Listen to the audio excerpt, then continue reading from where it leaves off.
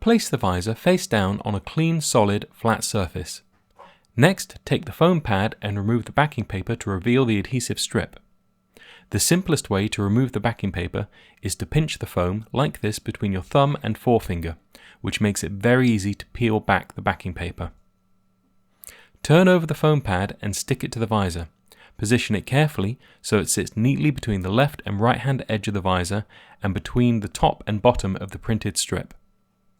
Finally, take the two snap rivets, taking care as these rivets are sharp, and push them through the two holes, one on either side of the visor, from the front to the back so the sharp points are pointing towards you.